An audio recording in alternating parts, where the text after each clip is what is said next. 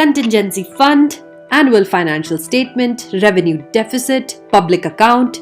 Whenever you watch or read about the union budget, you come across these financial jargons multiple times. Well, today we will take you through these very commonly used terms that will help you understand the budget better this time. Let's take a look.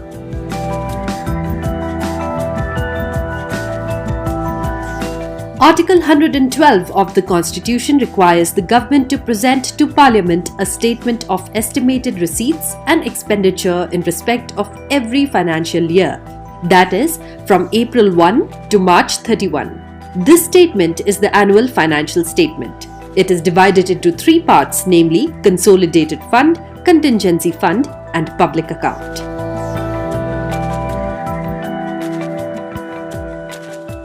Consolidated Fund is the most important of all government funds. It includes revenues that are received by the government through taxes and expenses in the form of borrowings and loans. Created under Article 266 of the Constitution, this fund is used for all government expenditure. Additionally, no money can be withdrawn from this fund without the Parliament's approval.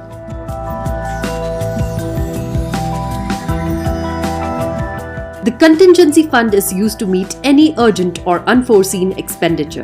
The President approves a particular sum of money that is stored in the contingency fund for emergency uses. The amount withdrawn from contingency fund for any emergency is returned to the fund from the consolidated fund.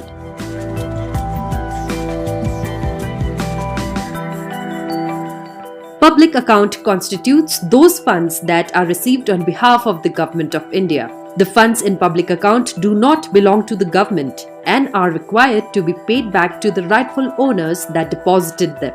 In this case, the role of the government is that of a banker. The money under public account is kept for expenditure on specific areas such as road development, primary education, etc. The money under this fund is held by the government in a trust, for instance in provident funds, small savings collections, etc.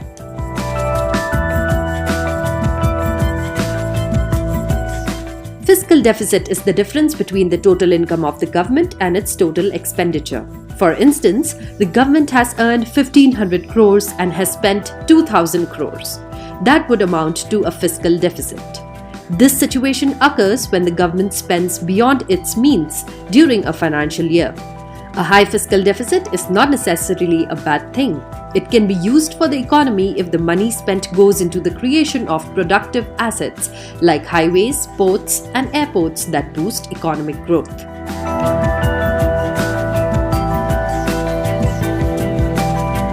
Central plan of the Union Budget is also known as the Annual Plan. This is a 5-year plan broken down into annual installments. The funding provided to the Central Plan by the Union Government is known as budget support.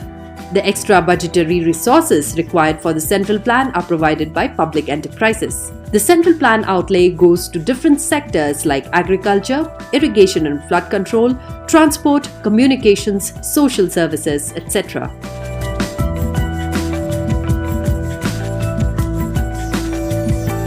A direct tax is a tax you directly pay to the authority imposing the tax.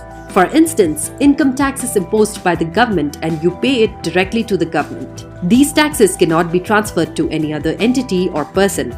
These are largely taxes on income or wealth. Some of the most common direct taxes are income tax that is levied on both corporations and individuals, banking cash transaction tax, fringe benefit tax, and security transaction tax. Indirect taxes are levied on goods and services and are collected from the consumer by an intermediary, say a retail store. Common types of indirect taxes in India that you come across on a daily basis are GST, VAT, and custom duty.